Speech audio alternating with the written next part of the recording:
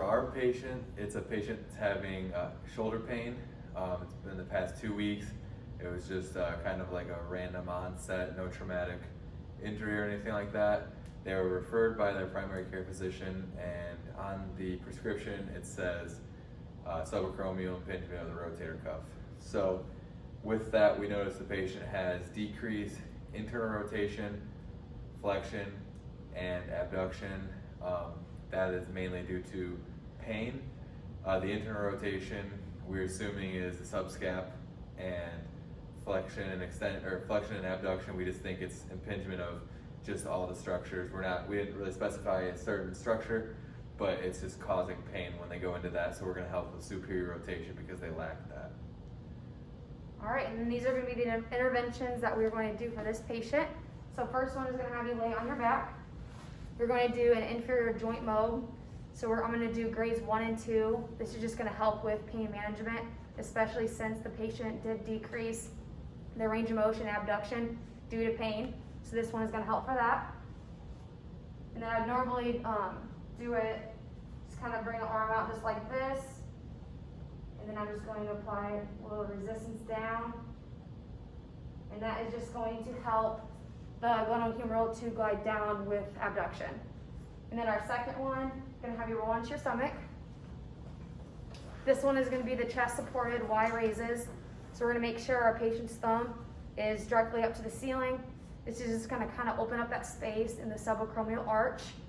And then we're also going to have the patient laying on their stomach on the table. This is just going to help eliminate any compensation from the pecs. So if you want to go ahead, you're just going to up. And then this is just going to help with the rotator cuff muscles as well.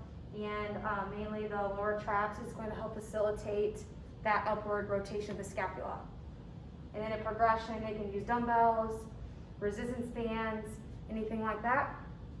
So the next one, and have you stand up facing that way. This one is the scapular assist.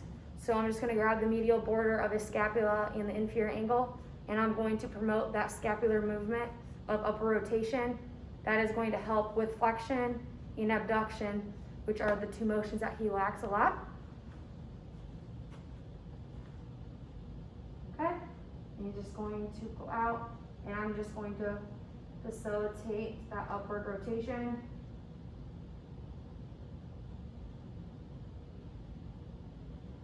And just like that. For this patient, because they're having problems with the rotator cuff, and the rotator cuff's main action, like as a whole, obviously it's 4 different muscles, but the main action as a whole is to stabilize the shoulder into the glenohumeral joint.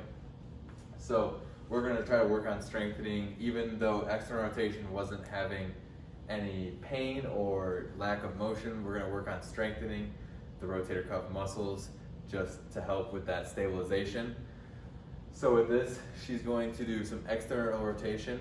So she's going to just pin her elbow to her side and keep her arm to the side, and she's just going to rotate her arm out just like that. You can see that she's really isolating the muscles that do external rotation, which would be the supraspinatus, infraspinatus, and teres minor. And then we're also going to do something, you can stand up there, please. We're also going to work on stabilization using the body blade. This isn't necessarily tasking a specific muscle, but it's just working on stabilizing as a whole in the shoulder. Patients usually who come in with rotator cuff and subacromial impingement syndrome, stuff like that, they typically have bad posture, which we'll get to later. And because of that, it weakens the musculature and causes a lot of instability in this area. So this is going to work on stabilization. So we're going to have the patient go up and just go to the side like that. And then they can also rotate their shoulder and then go up and down. Just kind of work at different angles. And this can be done at home as well if they have a resistance band, something like this, or even some type of tape that you can cut off for them, a little stretchy band or something. So I will give her this one, and then she will have her arm fully extended, and I'll just work on moving it in different directions, working on the stabilization. Okay, so the other one, this might be a little bit hard to see, we'll try to do our best. but it's gonna be a pec girdle stretch on a foam roller. So this is gonna be laid out longitudinally like this, and then they're gonna lay across this, so their spine will be up against this. And the patient, this will help stretch open the pectoral girdle. And with this, you can progress to start adding active range of motion while they're stretching, so they can kind of open up that pec girdle even more by doing like abduction while they're laying on the thing. So we will give that a try and give an example. So go ahead and lay down on that, please.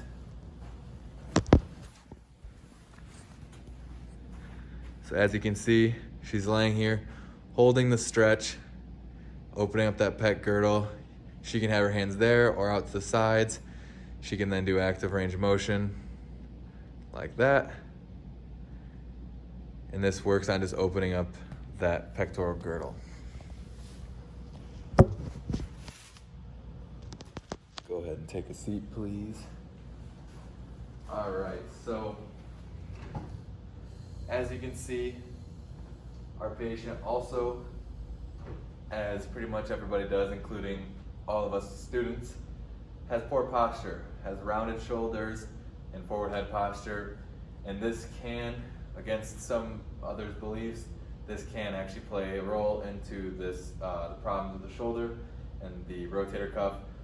So one thing we will work on with the patient is try to facilitate to have better posture.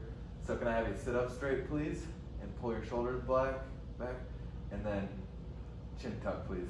Good. And you just hold that, and you try to remind your patient to be doing these type of things while they're at home, whether they're sitting on the couch, watching TV, eating dinner, just to work on their posture. But this is something we can work in the clinic and they can work at home at the same time.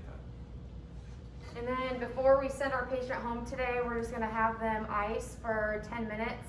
This is just going to help calm down any flared up structures and decrease edema and inflammation.